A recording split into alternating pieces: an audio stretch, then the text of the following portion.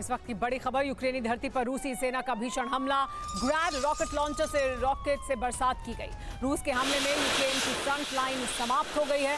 रूस के MLRS attack से दहला है यूक्रेन।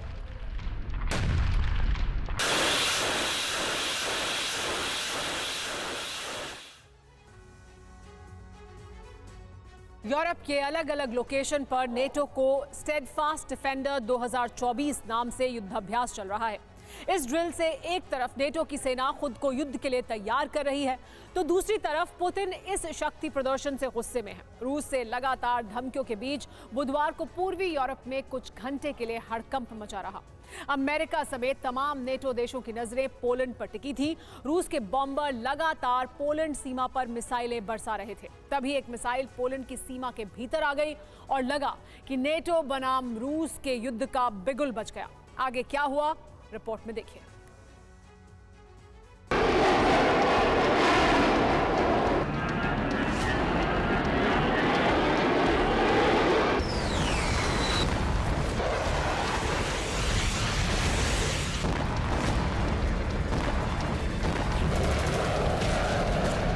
आखिर वही हुआ जिसका डर था।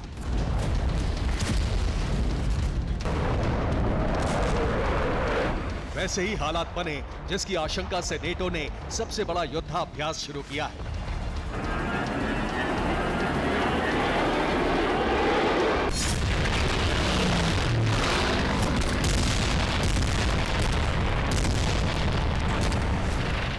यूक्रेन में ताबड़तोड़ हमले के बीच बुधवार को फिर पोलैंड की सीमा पर जंग की चिंगारी सुलगने लगी।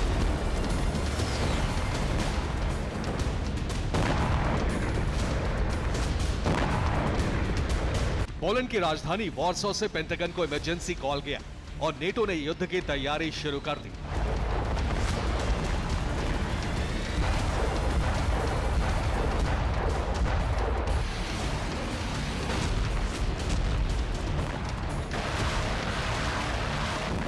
पोलैंड के एयरबेस पर पायलट फाइटर जेट में सवार हो गए। पूर्वी यूरोप के आसपास मौजूद तमाम अमेरिकी बेस को युद्ध के लिए तैयार रहने का ऑर्डर आ गया।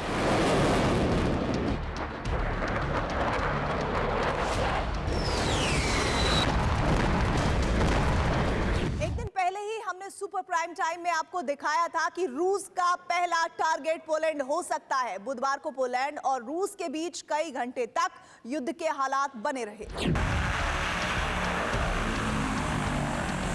रूस के अलग अलग एयरबेस से रूस के कई Tu-95 HIMARS ने उड़ान भरी।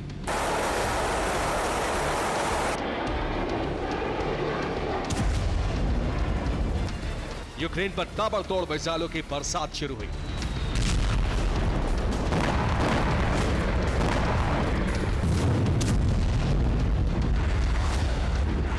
लगा जैसे पुतिन पूरे यूक्रेन को भस्म करने का निश्चय कर चुके हैं। ताकतवर फाइटर जेट और बॉम्बर में लगी बेहद शक्तिशाली मिसाइलों ने यूक्रेन को दहलाना शुरू कर दिया।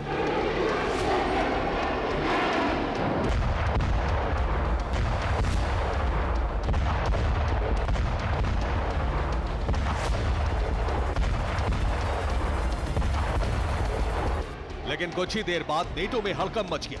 वजह यूक्रेन पर जबरदस्त प्रहार नहीं बल्कि रूसी बॉम्बर के टारगेट पर आए वो इलाके थे जो पोलैंड की सीमा के बेहद करीब है।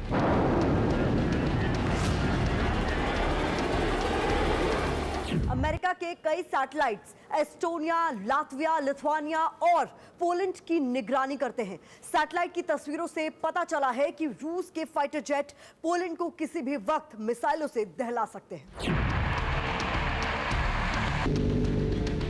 रूसी बॉम्बर से निकलने वाली मिसाइलें रह रहकर पोलैंड की सीमा को छू रही थी। कई बार बस चंद मीटर का फासला रह गया था।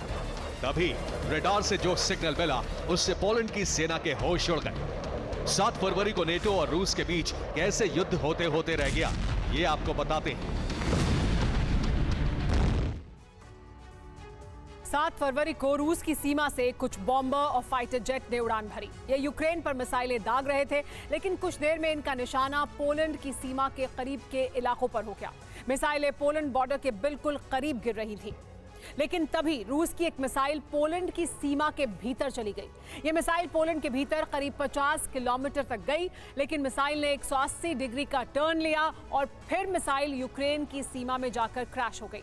पोलैंड पहले से सतर्क था। मिसाइल की एंट्री के बाद पोलैंड ने भी पलटवार की तैयारी की और आसमान में 3 F-16 फाइटर जेट ने रूसी बॉम्बर्स को चुनौती दी। इस वक्त रूस के 11 Tu-95 MS मौजूद थे। 6 रूसी Tu-22 M3 भी यूक्रेन पर हमला कर रहे थे। हालांकि दोनों तरफ से कोई प्रहार एक दूसरे पर नहीं किया गया।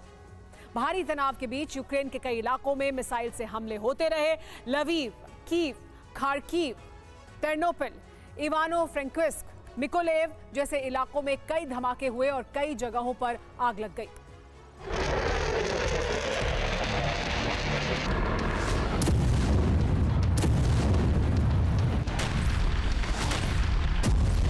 मिसाइल 50 किलोमीटर तक पोलैंड की सीमा में दाखिल हुई, लेकिन शुक्र है कि धमाका नहीं हुआ।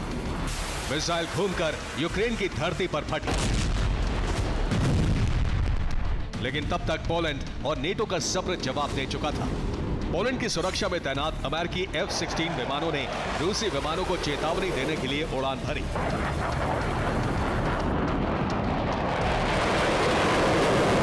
अगर इसके बाद रूसी पायलट जरा भी दिलेरी दिखाने की कोशिश करते तो समझ लीजिए रूस बनाम नेटो के युद्ध की पहली मिसाइल फायर हो जाती।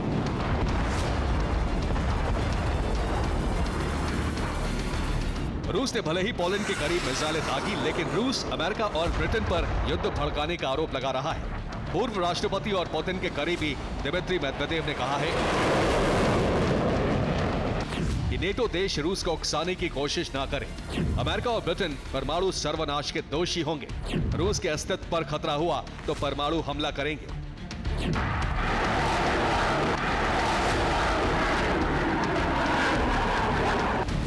यूक्रेन युद्ध के बाद से ही रूस परमाणु हथियारों के दम पर नेटो को धमका रहा है। यही वजह है कि अमेरिका और ब्रिटेन ने यूक्रेन को लॉन्ग रेंज हथियार देने में आनाकानी की।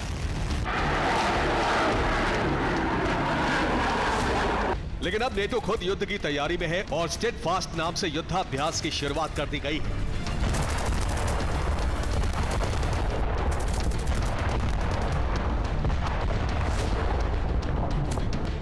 नेटो और रूस के बीच जंग की शुरुआत का मतलब तीसरा विश्व युद्ध होगा, क्योंकि इस युद्ध में परमाणु हथियारों से लैस कई देश शामिल होंगे।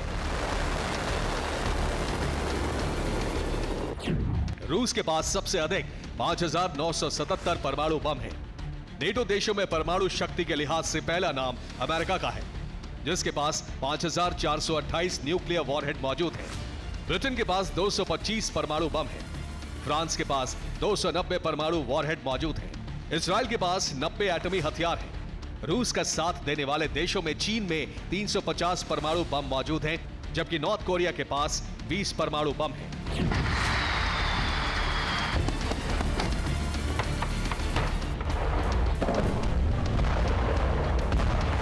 ISW के मुताबिक रूसी राष्ट्रपति पुतिन समेत क्रेमलिन के टॉप अधिकारियों की धमकियों का मकसद यूक्रेन को नेटो से मिल रही मदद को रुकवाना है।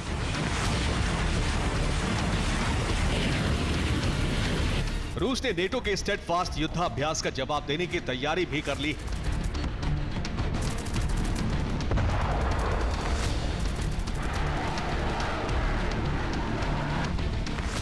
ईरान, चीन और रूस तीनों मिलकर एक बहुत बड़ा युद्धाभ्यास करने जा रहे हैं। ईरान की नेवी के मुताबिक तीनों देशों का युद्धाभ्यास समुद्र में किया जाएगा, यानी युद्धाभ्यास में सिर्फ तीनों देशों की नेवी शामिल होंगी। ईरान ने लोकेशन का खुलासा नहीं किया है, लेकिन माना जा रहा है कि यह युद्धाभ्यास ओमान की खाड़ी में किया जाएगा।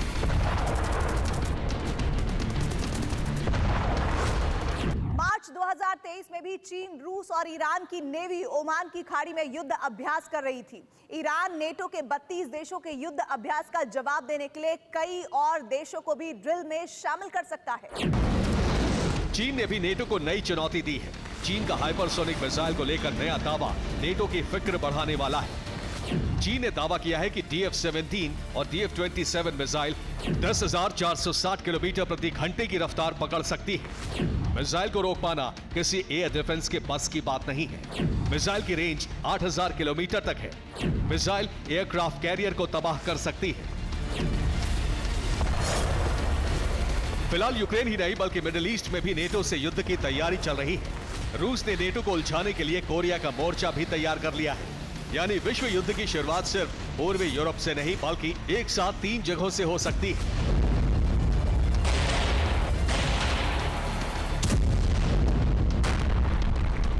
Poland, Israel, Taiwan, south Korea. दुनिया में इस वक्त ऐसे कई मोर्चे तैयार हैं जहां से नेटो से युद्ध की तैयारी है। Bureau report, TV9 Bharat.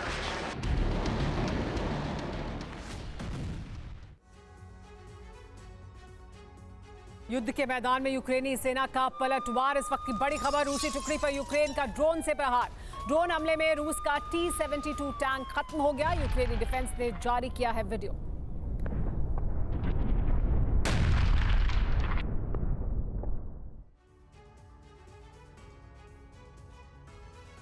छह दिन पहले यूक्रेन ने रूस के बेलबैक पर जबरदस्त हमला किया था। उस हमले का बदला रूस ने इस तरह लिया है कि यूक्रेन के 12 शहर जल उठे। हमले में काफी वक्त बाद हाइपरसोनिक मिसाइल का इस्तेमाल करके बड़े विध्वंस का ऐलान कर दिया। यानी रूस ने सीधा चैलेंज दिया है, अगर रूस पर हमले किए तो तबाही का ऐसा दौर शुरू हो सकता है जिसमें पूरे यूक्रेन का नामो निशान मिट जाए।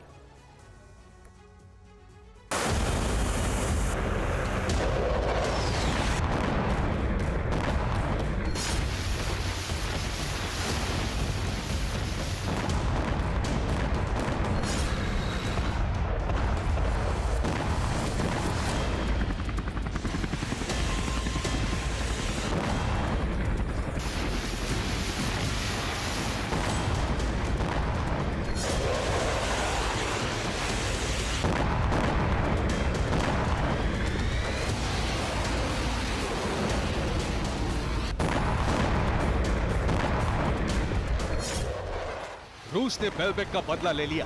1 फरवरी को यूक्रेन ने बेलबेक को दहलाया था। उसके 6 दिन बाद रूस ने यूक्रेन पर हाइपरसोनिक मिसाइल स्ट्राइक करके बदला ले लिया। यूक्रेन जंग में लंबे वक्त बाद हाइपरसोनिक मिसाइल का जलजला आया है।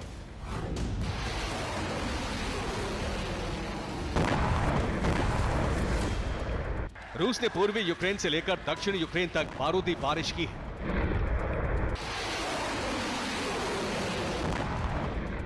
बारह से ज्यादा शहरों पर रूस ने हमलों से यूक्रेन में काफी तबाही मचाई है।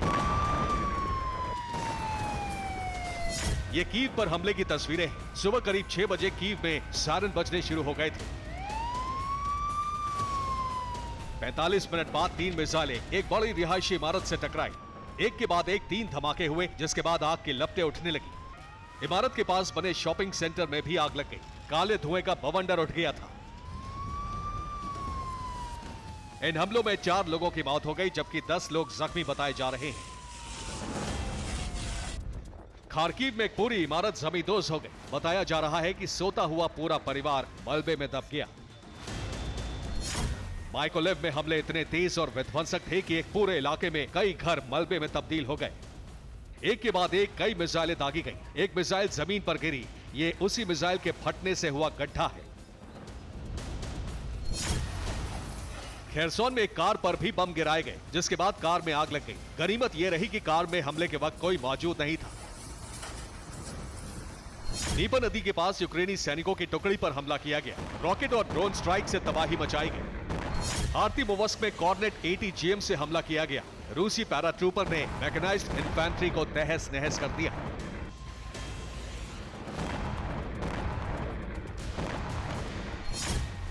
रूस ने 12 शहरों पर 44 हमले किए, जिसमें 26 KH-55 क्रूज मिसाइल का इस्तेमाल किया गया।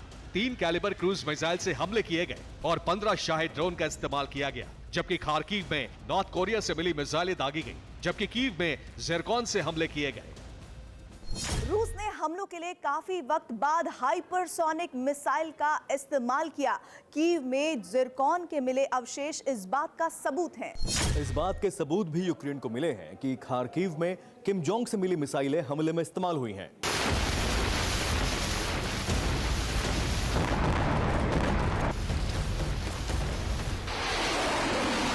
खार्किव पर दागी 7 मिसाइलों में से 2 नॉर्थ कोरिया की थी, जिसमें 5 रूस ने बनाई थी। इस बात की जानकारी खार्किव प्रशासन की तरफ से दी गई। सातों मिसाइलें नॉर्थ कोरिया की हो सकती हैं। अभी 2 की जांच हुई है, बाकी मिसाइलों के अवशेष की जांच खार्किव पुलिस कर रही है। हमले इतने विध्वंसक थे कि कई शहरों में आग लग गई। खासतौर से कीव, खार्किव और ओडेसा में भारी तबाही हुई है। ओडेसा में यूक्रेनी मिलिट्री पोस्ट को काफी नुकसान पहुंचा है। इसके अलावा हथियार डिपो भी खाक कर दिए गए। रूस ने टारगेटेड अटैक किए, जिसमें यूक्रेन के सैन्य ठिकाने और इंफ्रास्ट्रक्चर को तबाह करने का मंसूबा था। रूस काफी हद तक इसमें कामयाब हो गया। बेलबेक का बदला ले लिया गया। जिरकॉन हाइपरसोनिक मिसाइल से हमला किया, यानी क्रीमिया के बेस से मिसाइल दागी गई होगी। रूस ये बताना चाहता है कि यूक्रेन के हमलों का उसके सैन्य ठिकानों पर ज्यादा असर नहीं हुआ है, वहां से अभी भी हमले किए जा सकते हैं। मिसाइल स्ट्राइक के अलावा रूस ने कई और जगहों पर भी हमले किए। अवदीवका में 35 से स्ट्राइक की गई। मरिंका पोस्ट पर 20 से ज्यादा बार हमले किए। कुपियांस्क में 3 हमले हुए, जिसे यूक्रेन नाकाम करने का दावा कर रहा है। खार्किव में यूक्रेनी डिफेंस लाइन को रूस ने तबाह करने का दावा किया है। लीबन में 7 रूसी हमलों से दहलाने की कोशिश थी, जबकि बागमत पर रूस ने 5 से ज्यादा हमले किए। इन जगहों पर आसमान और जमीन से स्ट्राइक की गई। रूसी सेना की तरफ से कहा गया है कि 80 मोर्चों पर रूस ने यूक्रेनी सेना को पीछे ढकेल दिया है।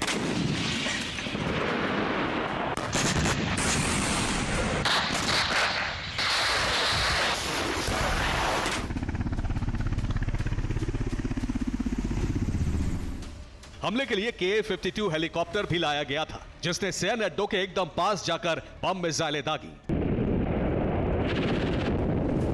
रूस इन हमलों को बेलबेक पर हुए अटैक का बदला बता रहा है। उस हमले में रूस को अच्छा खासा नुकसान हुआ था।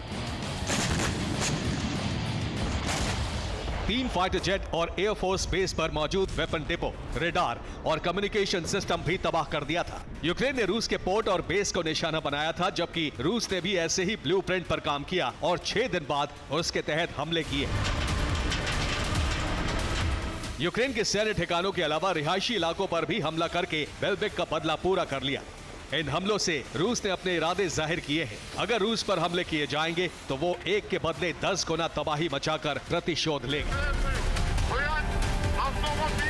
Bureau report, TV9 Bharatvarsh.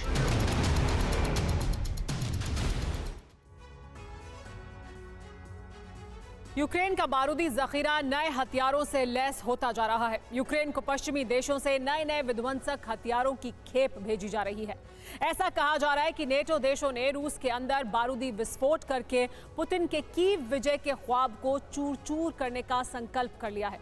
इस संकल्प को पूरा करने के लिए नेटो ने यूक्रेन को हथियारों की सप्लाई तेज कर दी है। इन हथियारों में ऐसे विनाशकारी बॉम्ब भी भेजे जा रहे हैं जो गुरिल्ला प्रहार करने में अचूक माने जाते हैं। तो क्या इन्हीं हथियारों के दम पर यूक्रेन की सेना पुतिन की मिसाइल फैक्ट्रियों पर भी हमले कर रही है?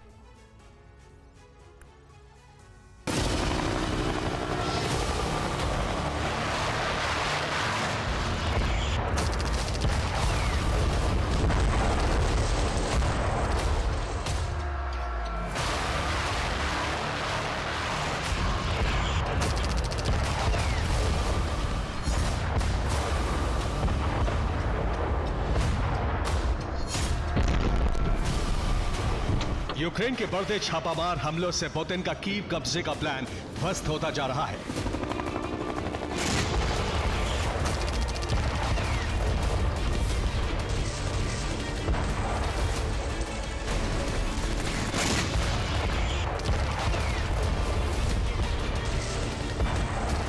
जो यूक्रेन सरेंडर करने की हालत में पहुंच गया था, अचानक उसमें नई ताकत आ गई है, जिसका नतीजा ये है कि यूक्रेन अब रूस की मिसाइल फैक्ट्रियों को भी निशाना बना रहा है। क्रीमिया, मॉस्को और एंगल्स एयरबेस पर हमलों के बाद यूक्रेन ने स्कंदर मिसाइल की फैक्ट्री को निशाना बनाया, जिसके बाद स्कंदर मिसाइल की फैक्ट्री खाक हो गई।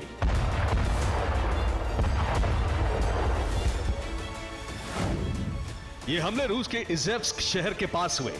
इजेव्स्क से 50 किलोमीटर दूर रूस के मिलिट्री प्लांट में धमाके हुए। वोटकिंस प्लांट में स्कंदर और टोपोल M मिसाइलें बनती हैं।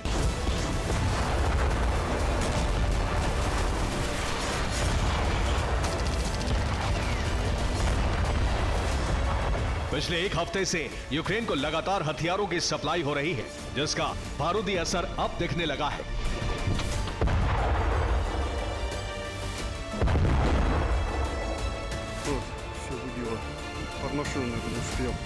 बेलगोरोद समेत रूस के कई इलाकों में यूक्रेन ने कई बड़े हमले किए। यूक्रेनी हमले से बेलगोरोद में कई जगहों पर आग लग गई।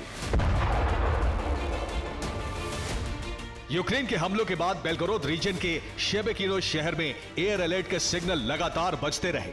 एक रॉकेट ने शहर की एक इमारत को भी निशाना बनाया। हालांकि रूसी रक्षा मंत्रालय का दावा है कि बेलगोरोद में 7 RM-70 मल्टीपल रॉकेट लॉन्चर को नष्ट कर दिया गया।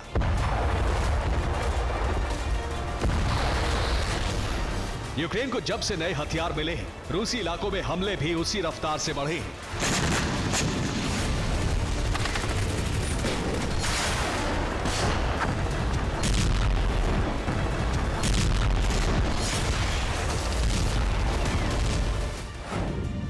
यूक्रेन को मिले नए हथियारों में ग्राउंड लॉन्च स्मॉल डायमीटर बम यानी GLSDB बेहद खास है। ये एक गाइडेड बम है। इसका वॉरहेड 20 किलो तक है। इसकी मारक क्षमता 150 किलोमीटर तक है।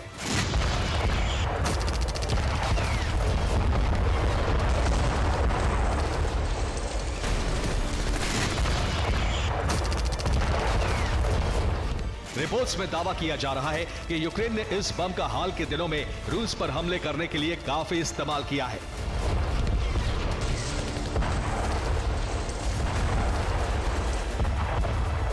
गोरिल्ला अटैक के जरिए यूक्रेन के हमले रूस के लिए चुनौती बनते जा रहे हैं। ऐसे में अमेरिका और नेटो के देश फिर से यूक्रेन की मदद के लिए तैयार हो चुके हैं। एक रिपोर्ट के मुताबिक यूक्रेन को अमेरिका लंबी दूरी के घातक हथियार भी देने वाला है। उधर जर्मनी ने कहा है कि वो कीव को गोला बारूद की नई आपूर्ति करेगा। यूएस, फ्रांस समेत नेटो के देश यूक्रेन को हथियारों की सप्लाई करेंगे। रूस पर हमले के लिए मीडियम रेंज वेपन भी यूक्रेन को दिए जाएंगे, जिसमें लॉन्ग रेंज ड्रोन, ग्लाइड और स्कैल्प मिसाइल भी शामिल है। इसके अलावा यूक्रेन को अत्याधुनिक गाइडेड बम भी दिए जाएंगे।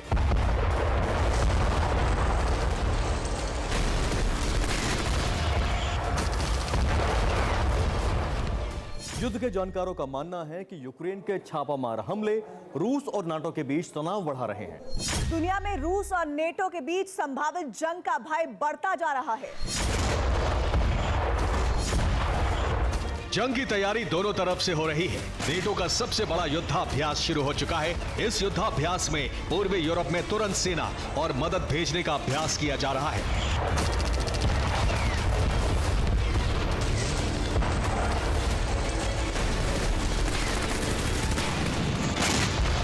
यानी नेटो रूस के किसी भी हमले का जवाब देने के लिए मुस्तैद है।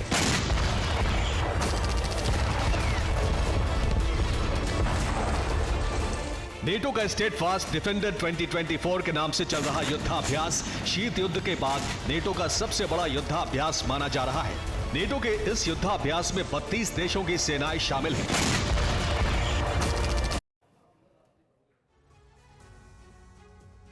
ज़ेलेंस्की ने एक नया ब्लूप्रिंट तैयार किया है, जिसे अमल में लाने के लिए कमांडर इन चीफ ज़ालुझनी को कमान सौंपी गई है। ये वही जनरल है कुछ दिन पहले तक ज़ेलेंस्की जिसे हटाने की तैयारी कर चुके थे, लेकिन अचानक से फैसला बदल दिया। आखिर क्या इसके पीछे की वजह है, इस एक्सक्लूसिव रिपोर्ट में आप भी समझिए।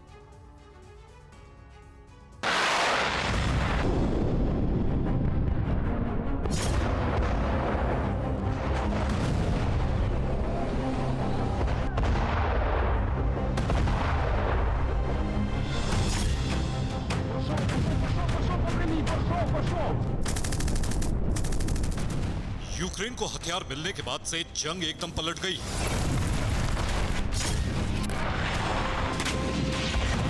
अब यूक्रेन का हौसला लगातार बढ़ रहा है।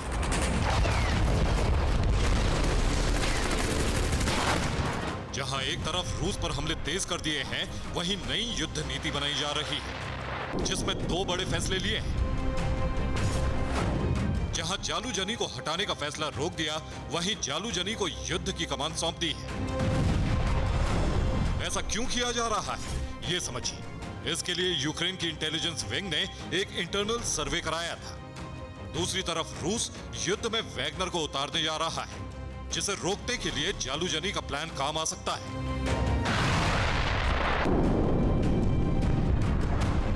क्योंकि जालुझनी ने वैगनर को बाखमुत में ही रोक दिया था जब वैगनर ने तबाही मचाई थी। तो जालूजनी की कमांड में उसे आगे बढ़ने से रोका गया था।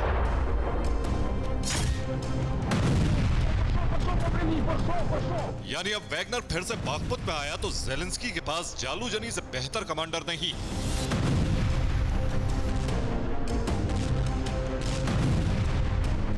वैसे भी इस पर मोहर लग चुकी है कि वैगनर फिर से कोहराम मचाने युद्ध में उतरने वाला है। इस बारे में ब्रिटेन के रक्षा मंत्रालय की तरफ से कहा गया है। वैगनर के नए कमांडर ने एक वीडियो मैसेज जारी किया है जिसमें उसने ऐलान किया है कि वो और उसके लड़ाके युद्ध में उतरने को तैयार हैं, जो रूसी सेना की मदद करेंगे।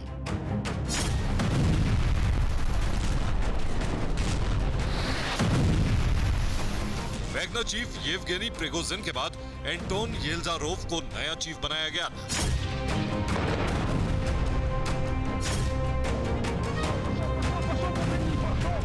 उसने नए सिरे से वैगनर फोर्स को एकजुट किया। इतना ही नहीं, वो दक्षिणी रूस के शहर रोस्तोव में वैगनर का नया हेडक्वार्टर भी बना रहा है।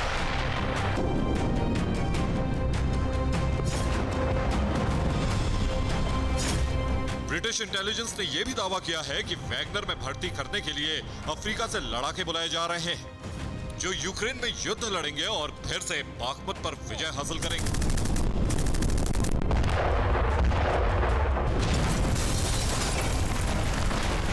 पिछले साल जुलाई में वैगनर चीफ प्रिगोजिन ने बागपुत के सोलेडर में रूसी फ्लैग लहराकर जीत का ऐलान किया था, जिसके 2 महीने बाद प्लेन क्रैश में उनकी मौत हो गई थी।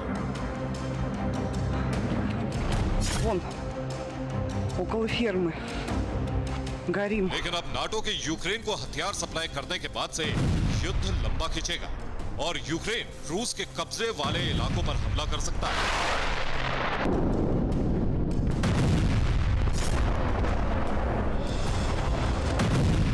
ऐसे में बागपुत में वैगनर एक चट्टान की तरह खड़ा हो जाएगा, जिससे टकराने के लिए यूक्रेन ने जालूजनी को कमान सौंप दी।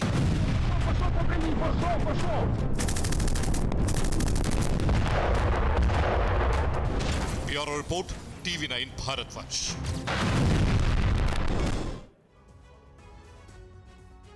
अमेरिका गाजा में युद्ध विराम के लिए इजराइल पर लगातार दबाव बना रहा है। हमास का एक गुट भी चाहता है कि गाजा में जल्द से जल्द युद्ध विराम हो जाए। इजराइल के प्रधानमंत्री बेंजामिन नेतन्याहू ने सीज फायर से इनकार कर दिया है। दरअसल जब तक याह्या सिनवार जिंदा है, इजराइल सीज फायर के लिए राजी नहीं होगा।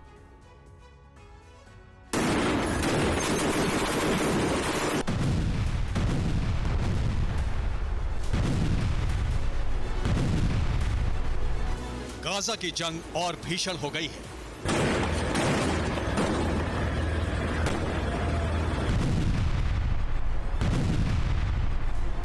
गाजा में तबाही बढ़ती जा रही है।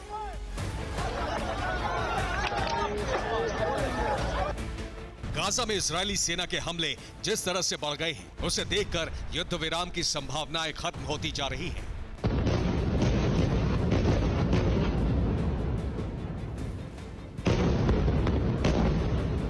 गाजा में इजरायली सेना हमास के टनल नेटवर्क को पूरी तरह से ध्वस्त करने के लिए रिहायशी इलाकों में भी धमाके कर रही है। इजरायली सेना दावे करती है कि गाजा में रिहायशी इमारतों के नीचे हमास ने टनल बना रखे हैं, जिसका इस्तेमाल पहले हमास के सीनियर लीडर और कमांडर करते थे। बाद में इन टनल्स का इस्तेमाल हमास लड़ाकों ने बंधकों को रखने के लिए किया। आईडीएफ ने दक्षिणी गाजा के खान यूनुस में हमास की एक ऐसी ही सुरंग का खुलासा किया और वहां ऑपरेशन चलाया।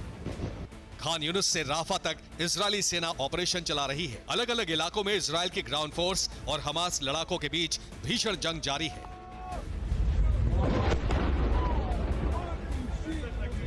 उधर हमास लड़ाके भी इजरायली सैनिकों को निशाना बना रहे हैं। हमास ने इसी तरह का एक ऑडियो जारी करके ये जताने की कोशिश की कि जब तक गाजा से इजरायली सेना वापस नहीं जाती है, तब तक हमास युद्ध विराम के लिए राजी नहीं है। पाकिस्तान की जनता देश और प्रदेशों की सरकार चुनने के लिए मतदान कर चुकी है। 9 फरवरी को पाकिस्तान चुनाव के नतीजे आ जाएंगे, लेकिन पाकिस्तान के चुनाव में मतदान से ज्यादा चर्चा विस्फोटक हमलों की है। मतदान वाले दिन आतंकियों ने हमले करके 4 पाकिस्तानी पुलिसकर्मियों की हत्या कर दी। पाकिस्तान लोकतांत्रिक सरकार चुनने निकला, लेकिन कहा जा रहा है कि जैसा हर चुनाव में होता है वैसा ही अब होने वाला है, यानी सेना का कठपुतली नेता ही चुनाव जीतने वाला है। पाकिस्तान के चुनाव में 3 पार्टियों के बीच जंग है। पहली है नवाज शरीफ की PMLN यानी पाकिस्तान मुस्लिम लीग नवाज। दूसरी है बिलावल भुट्टो जरदारी की PPP यानी पाकिस्तान पीपल्स पार्टी। और तीसरी है इमरान खान की PTI यानी पाकिस्तान तहरीक इंसाफ। चुनावी टक्कर है सेना का समर्थन प्राप्त कर चुके नवाज शरीफ और बिलावल भुट्टो की पार्टी PPP के बीच। पूर्व प्रधानमंत्री इमरान खान जेल से चुनाव लड़ रहे हैं।